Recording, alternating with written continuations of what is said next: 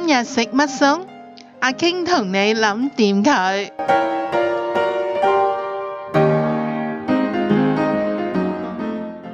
牛肉碎長通粉，我哋嘅材料有長通粉、牛肉碎、鮮奶油、牛肉湯。配料呢，我哋係有芝士粉、蒜片、洋蔥碎、黑胡椒、牛油同埋百里香嘅。我哋首先放少少嘅橄欖油，跟住放啲牛油落去，慢慢咁溶開啲牛油，我哋就可以呢，就放我哋嘅蒜片，然後呢，就用細火慢慢咁樣爆佢。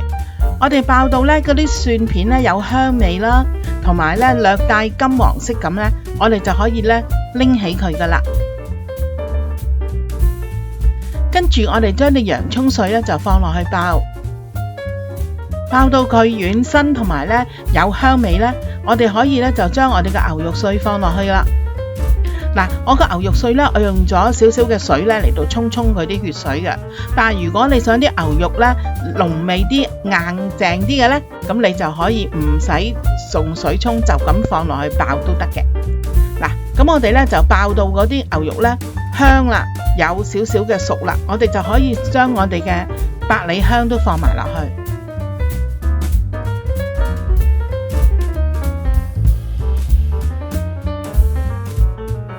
我哋放1茶匙嘅黑胡椒，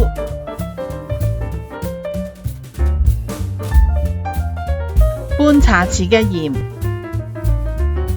跟住呢就放我哋嘅牛肉湯，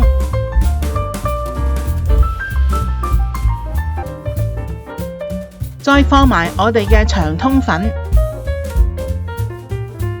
嗱，咁我哋呢就撈勻佢，咁我哋嘅慢慢呢就係用中細火去煮佢，咁我哋嘅長通粉呢就可以吸晒啲牛肉湯嘅味噶啦。咁我哋冚蓋，中細火煮佢5到6分鐘。咁你見到呢，我哋嘅長通粉呢就開始呢軟軟地噶啦。我哋呢就可以放我哋嘅鮮奶油。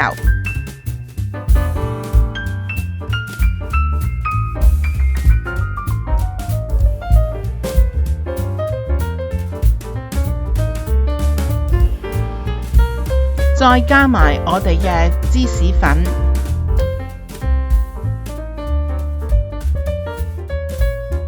我哋呢就咁樣撈勻佢，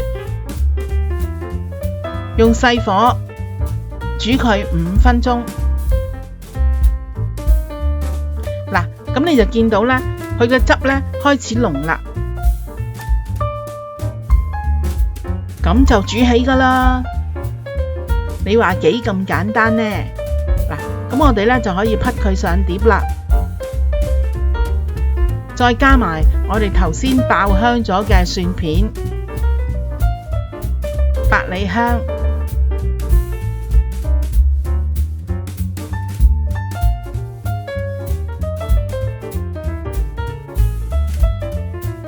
同埋少少嘅辣椒粉。好容易煮，又咁好味，快啲嚟試下啦！想知我下次煮啲咩？快啲訂閱我嘅頻道啦！記住同你嘅朋友分享啊！